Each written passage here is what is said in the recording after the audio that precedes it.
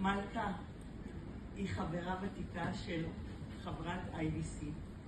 פנתה אליה שתמליץ לה על מורה לאנגלית בשביל חברה טובה שלה, חוקרת גנטיקה שצריכה להעביר הרצאה באנגלית בכנס רופאים בינלאומי.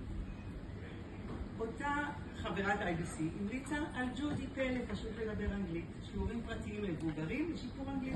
הגיעה החברה הטובה, חוקרת הגנטיקה, ונתנה את ההרצאה בהצלחה באנגלית. סיפרה למלכה, בארוחה משפחתית, הגיס של מלכה מספר שהוא ובת הזוג שלו טסים לחו"ל וצריכים לשפר את האנגלית לקראת הטיול. מלכה אמרה, ג'ודי, הגיע אליי זוג לפני נסיעה לחו"ל לשפר את האנגלית.